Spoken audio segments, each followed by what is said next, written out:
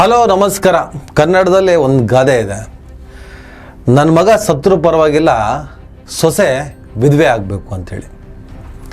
ಆ ಥರದ ಕತೆ ಇದು. ಬೆಳಗಾವಿ ಜಿಲ್ಲೆ ಸವದತ್ತಿ ತಾಲೂಕು ಹೂಲಿಕಟ್ಟಿ ಗ್ರಾಮ. ಅಲ್ಲೊಂದು ಶಾಲೆ. ಆ ಶಾಲೆಗೆ ಒಬ್ಬ ಹೆಡ್ ಮಾಸ್ಟ್ರು ಅನ್ಯ ಧರ್ಮಕ್ಕೆ ಸೇರಿದನು, ಮುಸಲ್ಮಾನ. ಅವ್ರ ಮೇಲೆ ಶ್ರೀರಾಮ ಸೇನೆಯ ತಾಲೂಕು ಅಧ್ಯಕ್ಷ, ಸವದತ್ತಿ ತಾಲೂಕಿನ ಅಧ್ಯಕ್ಷ ಸಾಗರ ಪಾಟೀಲ್ ಅಂತೇಳಿ, ಅವನಿಗೆ ದ್ವೇಷ. ಯಾವ ಕಾರಣಕ್ಕೆ ದ್ವೇಷ? ಆತ ಮುಸಲ್ಮಾನ, ಆತ ಅನ್ಯ ಧರ್ಮದವನು, ನಾನು ಶ್ರೀರಾಮ ಸೇನೆಯವನು, ಹಿಂದುತ್ವದ ಹೋರಾಟಗಾರ, ಹಿಂದೂ ರಾಷ್ಟ್ರದ ನಿರ್ಮಾಣದ ಗುರಿಕಾರ, ಕನಸುಗಾರ. ಸವದತ್ತಿ ತಾಲೂಕಿನ ಹೂಲಿಕಟ್ಟಿ ಗ್ರಾಮದ ಸ್ಕೂಲ್ನಲ್ಲಿರುವಂಥ ಹೆಡ್ ಮಾಸ್ಟ್ರು ಆತ ಅನ್ಯ ಧರ್ಮದವನು, ಆತನನ್ನು ಅಲ್ಲಿಂದ ಓಡಿಸ್ಬೇಕು. ಅಥವಾ ಮುಸಲ್ಮಾನ ಅಥವಾ ಅನ್ಯ ಧರ್ಮದವನು, ಹೀಗೆ ಯೋಚನೆ ಮಾಡ್ತಾನೆ ಶ್ರೀರಾಮ ಸೇನೆಯ ತಾಲೂಕು ಅಧ್ಯಕ್ಷ ಸಾಗರ್ ಪಾಟೀಲ. ಅದಕ್ಕೆ ಏನು ತಂತ್ರ ಮಾಡ್ತಾನೆ ಗೊತ್ತಾ? ಏನು ಕುತಂತ್ರ ಮಾಡ್ತಾನೆ ಗೊತ್ತಾ? ಆ ಶಾಲಾ ಮಕ್ಕಳಿಗೆ ವಿಷ ಇಡೋ ಕೆಲಸ ಮಾಡುತ್ತಾನೆ. ಕುಡಿಯುವ ನೀರಿನ ಟ್ಯಾಂಕಿಗೆ ವಿಷವನ್ನು ಹಾಕ್ತಾನೆ. ಆ ನೀರು ಕುಡಿದ ಮಕ್ಕಳು ಅಸ್ವಸ್ಥರಾಗ್ತಾರೋ, ಸತ್ತೇ ಹೋಗ್ತಾರೆ. ಅವ್ರು ಸತ್ತು ಹೋದರೆ ಆ ಆರೋಪವನ್ನು ಆ ಹೆಡ್ ಮಾಸ್ಟರ್ ಮೇಲೆ ಹಾಕಿ ಅವನನ್ನು ಅಲ್ಲಿಂದ ಓಡಿಸ್ಬೋದು. ನನ್ನ ಮಗ ಸತ್ರು ಪರವಾಗಿಲ್ಲ, ಸೊಸೆ ವಿಧವೆ ಆಗ್ಬೇಕು.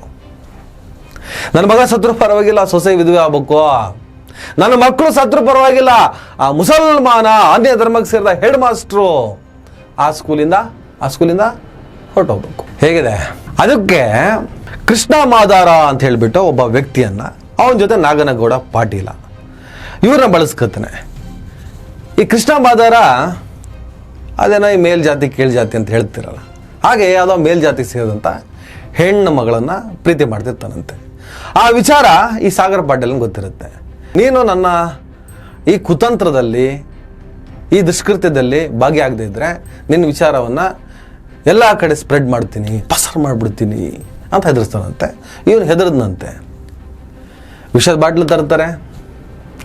ಅದೇ ಸ್ಕೂಲಿಂದ ಯಾರೋ ಒಬ್ಬ ಬಾಲಕನಿಗೆ ಒಂದು 500 ರೂಪಾಯಿ ಕೊಟ್ಟು, ಚಾಕ್ಲೇಟ್ ಏನೋ ಕೊಟ್ಟು ಆ ಟ್ಯಾಂಕಿಗೆ ವಿಷ ಹಾಕೋ ಥರ ಪ್ರಚೋದಿಸ್ತಾರಂತೆ. ಆತ ಹೋಗ್ಬಿಟ್ಟು ವಿಷ ಹಾಕಿ ಬಾಟ್ಲು ಬಿಸಾಕ್ತಾನಂತೆ.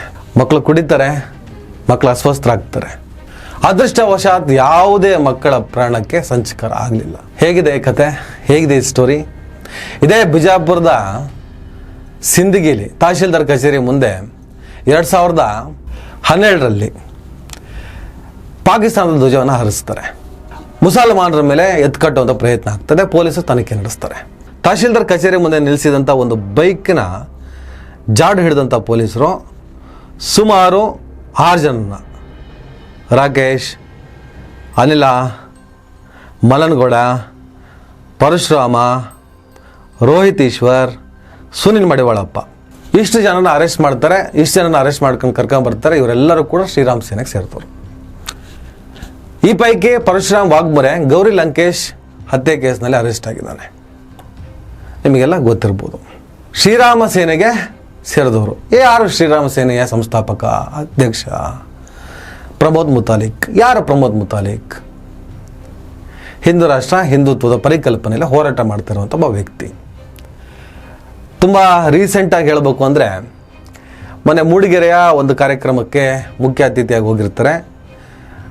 ಮೂಡಿಗೆರೆಯ ಕಾಂಗ್ರೆಸ್ ಶಾಸಕಿ ನಯನ ಮೋಟಮ್ಮ ಕೂಡ ಅವತ್ತು ಆ ಕಾರ್ಯಕ್ರಮಕ್ಕೆ ಹೋಗಿ, ನಮ್ಮಮ್ಮ ಮೋಟಮ್ಮ ನನ್ನ ತಾಲೂಕಿಗೆ ನಿಮ್ಮನ್ನು ಬರದಂತೆ ತಡೆದಿದ್ರು ಮುತಾಲಿಕ್ ಸಾರ್, ಆದರೆ ನಾನೊಬ್ಬ ಕಾಂಗ್ರೆಸ್ ಶಾಸಕಿಯಾಗಿ, ಅವರ ಮಗಳಾಗಿ ನಿಮ್ಮನ್ನು ಸ್ವಾಗತ ಮಾಡ್ತಾ ಇದ್ದೇನೆ.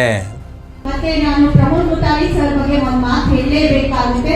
ಯಾಕಂದ್ರೆ ಸುಮಾರು ವರ್ಷದ ಹಿಂದೆ ಇಲ್ಲಿ ಘರ್ಷಣೆ ಆದಾಗ ನಾವು ಜಿಲ್ಲೆಗೆ ಬರಬಾರ್ದು ಅಂತ ನಮ್ಮ ತಾಯಿ ಮಾತಾಡಿದ್ರು. ಅದೇ ಒಂದು ಶಾಸಕಿಯಾಗಿ ನಾನು ಅವರಿಗೆ ಸ್ವಾಗತ ಮಾಡಿದ್ದೇನೆ.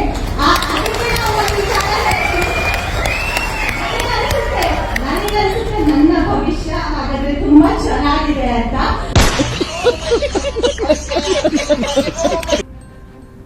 ನನ್ನ ಭವಿಷ್ಯ ಉಜ್ವಲವಾಗುತ್ತೆ ಅನ್ನುವಂಥ ನಂಬಿಕೆ ಇದೆ ಅನ್ನೋ ಅರ್ಥದಲ್ಲಿ ಮಾತಾಡ್ತಾರೆ. ಇದೇ ಮುತಾಲಿಕರ ಶ್ರೀರಾಮ ಸೇನೆಗೆ ಸಂಬಂಧಪಟ್ಟಂಥ ಸಾಗರ್ ಪಾಟೀಲ ಇವತ್ತು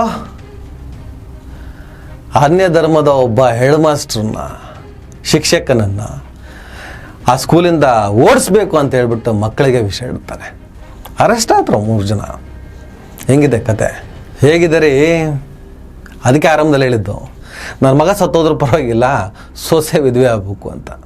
ಸಖತ್ತಾಗಿದ್ದೀರ, ಸೂಪರ್ ಕಂಡ್ರು. ಅದೆಂಥ ಪಾಪಿಗಳಿರ್ಬೋದು ನೀವು, ಅದೆಂಥ ದುಷ್ಟ ಮನಸ್ಥಿತಿ ನಿಮ್ಮದು, ಅದೆಂಥ ವಿಷಕಾರಿ ಕೋಮು ಮನಸ್ಥಿತಿ ನಿಮ್ಮದು. ತಮ್ಮನೆ ಮಕ್ಕಳಿಗೆ ವಿಷ ಇಡುವಷ್ಟು ಧರ್ಮದ ಅಧರ್ಮದ ವಿಷವನ್ನು ತುಂಬಿಸ್ಕೊಂಡಿದ್ದೀರಿ ಅಂದರೆ ನೀವೆಂಥ ಭಯೋತ್ಪಾದಕರು, ನೀವೆಷ್ಟು ಅಪಾಯಕಾರಿಗಳು ಈ ದೇಶಕ್ಕೆ.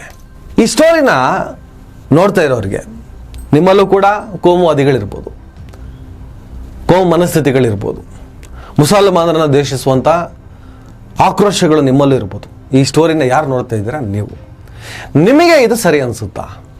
ಇವರು ಅನ್ಯ ಧರ್ಮದ ಹೆಡ್ ಮಾಸ್ಟರ್ನ ಓಡಿಸ್ಬೇಕು ಅಂತ ಪ್ಲಾನ್ ಮಾಡಿದವರು ಮಕ್ಕಳಿಗೆ ವಿಷಯ ಇಟ್ಟಿದ್ದನ್ನು ನೀವು ಒಪ್ಕೋತೀರಾ?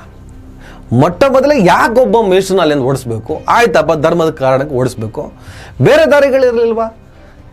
ನೇರಾಗಿ ಅವ್ರಿಗೆ ಏನಾದರೂ ಕಿರಿಕ್ ಏನಾದರೂ ಮಾಡಿಬಿಟ್ಟು ಹೇಳೋದು ಅದೇ ಜಾಯಮಾನ ಅಲ್ವಾ ಹೇಳೋದು, ಎಕ್ಸಾಂಪಲ್ಲು. ಅದು ಯಾವುದೂ ಮಾಡಬಾರ್ದು, ಮಾಡೋಂಗಿಲ್ಲ. ಆದರೆ ಇವರು ಯೋಚನೆ ಮಾಡ್ತಾರೆ, ಒಬ್ಬ ಹೆಡ್ ಮಾಸ್ಟರ್ನ ಅಲ್ಲಿಂದ ಜಾಗ ಖಾಲಿ ಮಾಡಿಸೋದಕ್ಕೆ ಒಂದಿಷ್ಟು ಮಕ್ಕಳನ್ನು ಬಲಿ ಕೊಡೋದಕ್ಕೆ ರೆಡಿ ಆಗ್ತಾರೆ. ಹುಚ್ಚಿರ್ತಾನೆ ಇವರೆಲ್ಲ.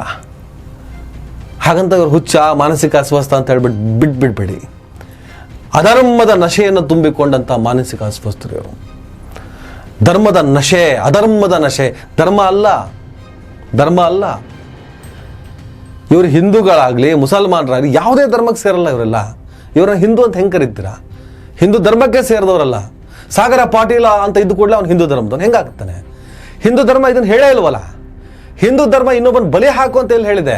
ಭಗವದ್ಗೀತೆಯಲ್ಲಿ ಎಲ್ಲಿದೆ ಇದು? ಯಾವ ಹಿಂದೂ ಗ್ರಂಥಗಳು, ಯಾವ ಧರ್ಮಗಳು ಇನ್ನೊಬ್ಬರನ್ನ ಸಾಯಿಸು, ಇನ್ನೊಬ್ಬರನ್ನ ಕೊಲ್ಲು ಅಂತ ಹೇಳಿದೆ? ಹೇಳಿಲ್ವಲ್ಲ. ಧರ್ಮದ ಹೆಸರಿನಲ್ಲಿ ಅಂತ ಮೆನ್ಷನ್ ಮಾಡಬಾರ್ದು ಈ ಕೃತ್ಯಗಳನ್ನು. ಅಧರ್ಮದ ಹೆಸರಿನಲ್ಲಿ ಅಧರ್ಮದ ಕೆಲಸವನ್ನು ಮಾಡಿದ್ರು ಇವರು.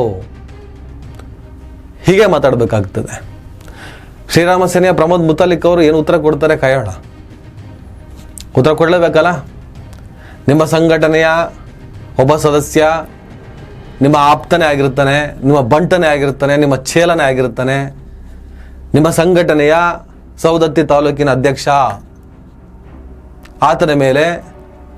ಆತನ ಬಗ್ಗೆ ನಿಮ್ಮ ಸ್ಟೇಟ್ಮೆಂಟ್ ಏನು?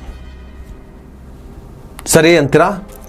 ಒಬ್ಬ ಜಿಹಾದಿ ಮೇಷ್ಟ್ರನ್ನ ಓಡಿಸೋದಕ್ಕೋಸ್ಕರ ಸರಿಯಾದ ಕೆಲಸವನ್ನು ಮಾಡಿದ್ದಾನೆ, ಇದನ್ನು ನಾನು ಸಮರ್ಥಿಸಿಕೊಳ್ಳುತ್ತೇನೆ ಅಂತ ಏನಾದರೂ ಡೈಲಾಗ್ ಹೊಡಿತೀರಾ? ಕಾಯ್ಬೇಕಾ? ಧರ್ಮ ಒಳ್ಳೆಯದನ್ನೇ ಹೇಳಿದ್ದು, ಎಲ್ಲ ಧರ್ಮಗಳು. ಆದರೆ ಧರ್ಮದ ಹೆಸರಿನಲ್ಲಿ ಅಧರ್ಮದ ಕೆಲಸವನ್ನು ನೀವು ಮಾಡ್ತಾ ಇದ್ದೀರಾ. ಧರ್ಮ ನಿರುಪದ್ರವಿ, ಧರ್ಮ ಬದುಕಿನ ಬೆಳಕು. ಹೇಗೆ ಬದುಕಬೇಕು, ಹೇಗಿರಬೇಕು ಅನ್ನೋದನ್ನು ಹೇಳ್ಕೊಡುತ್ತೆ ಧರ್ಮ.